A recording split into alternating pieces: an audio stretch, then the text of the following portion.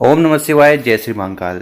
अगर आपको बहुत सारी समस्या से गुजरना पड़ रहा है, इसके साथ आपकी इसी कोई विशेष कामना है जो बहुत दिनों से पूर्ण नहीं हो रही है और पैसा आ ही नहीं रहा है, धन की बहुत ज़्यादा घर में कमी चल रही है, साथ ही साथ नौकरी में उन्नति नहीं हो रही है और इसके साथ आपका कोई मान सम्मान नहीं करता, आपकी कोई इज्जत नहीं करता, क्योंकि बहुत सारे लोग चाहते हैं कि उनकी रिस्पेक्ट हो, उनकी इज्जत हो, तो उनको भी ये उपाय कर लेना है। तो इस उपाय में आपको लेना है पीला चंदन और घी। तो पूज्य गुरु जी की कथा को सुनकर ही ये उपाय बहुत अच्छे से समझाएंगे। उसके पहले इस वीडियो को लाइक कर दें और चैनल पर नए हो तो सब्सक्राइब जरूर करें। तो इस उपाय में जो सबसे पहली सामग्री चाहिए वो है चंदन। देखिए यहाँ पर आपकी मर्जी, आप चाहो तो पीला चंदन ले लो, आप चाहो तो लाल चंदन ले लो, तो जिस प्रकार से आपको चंदन मिल जाए वो चंदन ले लीजिएगा। इसके बाद जो अगली सामग्री है वो है बेलपत्र। तो आपको लेनी है एक बेलपत्र, और जो बेलपत्र आप लो वो कहीं से भी खंडित नहीं होनी चाहिए, क्योंकि कौन सी भी खंडित चीज़ शिवलिंग पर नहीं चढ़ाई जाती। इसके साथ जो अगली सामग्री है वो है घी। तो आपको इस तरह से घी लेना है, और ये जो घी आप लो ये घी होना चाहिए गाय का, तो गाय का शुद्ध घी ले लीजिएगा। और अगर आपको गाय का शुद्ध घी नहीं मिले तो कौन सा भी शुद्ध घी उस जगह ले लीजिएगा। इसके साथ जो अगली सामग्री है वो है लोटा। तो इस तरह से आपको एक तांबे का लोटा लेना है, और उस तांबे के लोटे में आपको अपने घर से जल भर लेना है। और गुरु जी कहते हैं कि जल को आपको अपने मटके से, अपने किचन से भरना चाहिए। फिर इन सभी सामग्री को लेकर आपको पहुंच जाना है शिव मंदिर। और ये जो उपाय है ये आप सुबह भी कर सकते हो और शाम को भी कर सकते हो, तो आप अपने समय अनुसार इस उपाय को कर लीजिएगा।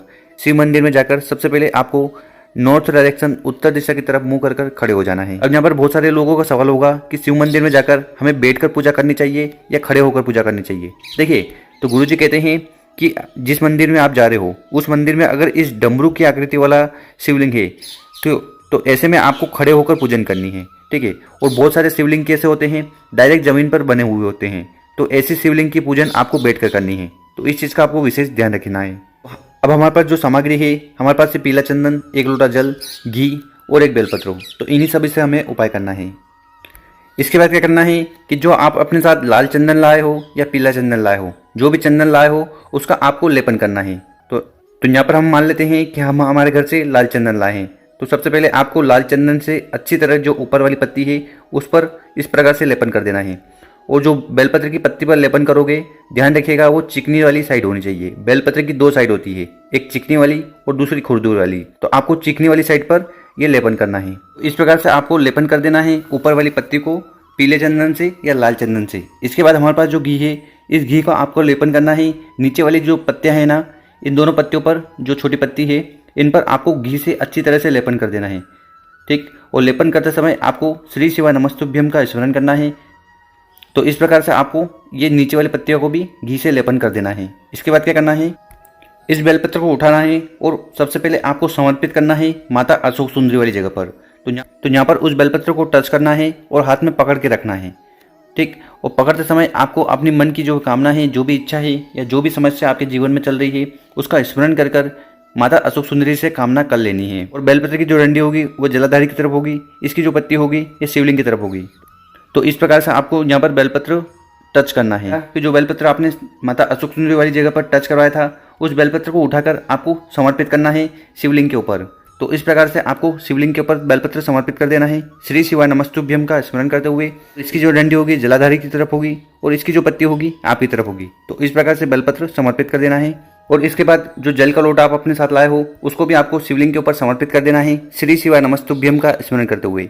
और यहाँ पर जो जल की धारा है वो बहुत ही स्लो होनी चाहिए, ताकि आप अपनी कामना भी कर लें और श्री शिवाय नमस्तुभ्यम का स्मरण भी कर लें। बस इतना सा उपाय है। इसके बाद आपके जीवन में जो भी समस्या चल रही है, चाहे वो धन से हो, दौलत से हो, या आपकी कोई रिस्पेक्ट नहीं करता, इज्जत नहीं करता, तो कौन सी भी कामना आपके जहन में है वो कामना आपको अपना नाम बोलकर, अपना गोत्र बोलकर शिव भगवान को बता देनी है। और इसके बाद क्या करिएगा कि मंदिर की जो चौखट होती है जहाँ से हम एंट्री लेते हैं वहाँ पर आपको बैठ जाना है। और बैठने के बाद आपको ओम नमः शिवाय का स्मरण करना है। अगर आप पुरुष हो तो आपको बोलना है ओम नमः शिवाय, और अगर आप स्त्री हो तो ठीक इसका उल्टा आपको जाप करना है, नमः ओम शिवाय कर जाप कर लेना है। 2 मिनट तक जाप करिएगा। इसके बाद आपको अपने घर पर चले जाना है। तो कर देखिएगा, बहुत ही आसान उपाय है। अब जान लेते हैं गुरु जी द्वारा बताया गया दूसरा उपाय। और ये उपाय भी कामना पूर्ति, इच्छा पूर्ति के लिए है, तो इसको आपको जरूर करना चाहिए। देखिए, इस उपाय में जो सबसे पहले सामग्री चाहिए वो है शहद। तो आपको शहद लेना है। तो कितना लेना है, मात्र 1 चम्मच। जो टी स्पून होती ना, एक छोटी चम्मच, उतना आपको शहद ले लेना है, ठीक। इसके बाद जो अगली सामग्री है वो है बेलपत्र। तो आपको बेलपत्र लेनी है। कितनी बेलपत्र हो? मात्र एक बेलपत्र हो। और गुरुजी कहते हैं कि जो बेलपत्र आप लो वो कहीं से खंडित नहीं होनी चाहिए। और अगर ऐसी कोई परिस्थिति है कि आपको बेलपत्र नहीं मिल पा रही है तो आप शिव मंदिर जाइएगा। शिव मंदिर में जो बेलपत्र शिवलिंग पर चढ़ी हुई हो उसको उठाइएगा और उसको शुद्ध जल से धोकर अपने उपाय में उपयोग कर लीजिएगा। इसके बाद जो अगली सामग्री है वो है पानी का लोटा। तो यहाँ पर आपको तांबे का लोटा लेना है और उस तांबे के लोटे में आपको अपने घर से जल भर लेना है। और गुरुजी कहते हैं कि जल को आपको अपने मटके से भरना चाहिए, अपने किचन से भरना चाहिए, क्योंकि अगर वहाँ से जल भरकर हम शिवलिंग पर समर्पित करते हैं तो इससे हमारे घर के जो दोष हैं, जो समस्या है वो खत्म होती है। फिर इन सामग्री को लेकर आपको पहुँच जाना है शिव मंदिर, ठीक।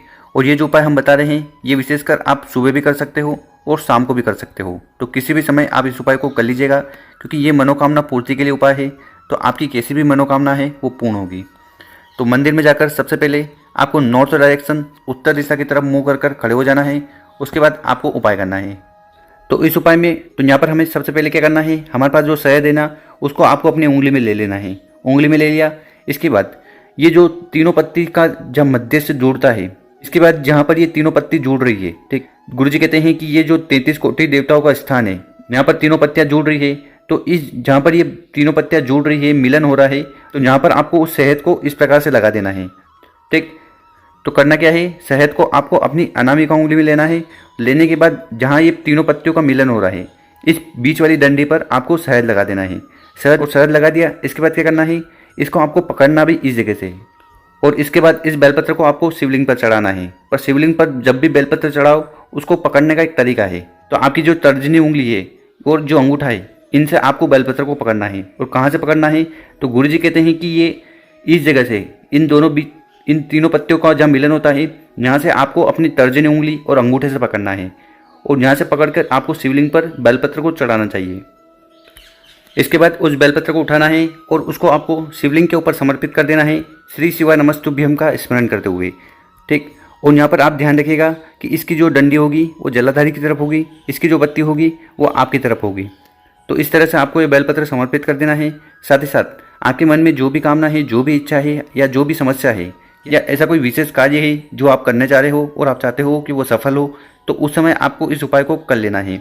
किस दिन करना है, देखिए ये उपाय कामना पूर्ति के लिए है, तो आप किसी भी दिन इसको कर सकते हो। और अगर आप विशेष तिथियों पर इस उपाय को करते हो तो उस दिन तो आपको ज़्यादा लाभ मिलेगा।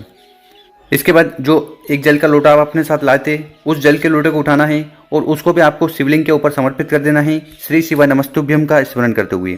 और गुरुजी जानकारी देते हैं कि शिवलिंग पर जब भी जल समर्पित करो तो हमें जल को बहुत ही धीरे धीरे समर्पित करना है, ताकि आप 11 बार श्री शिवाय नमस्तुभ्यम का स्मरण कर लें। साथ ही साथ अपनी जो कामना है वो भी कह दें। तो इस प्रकार से आपको इस उपाय को करना है।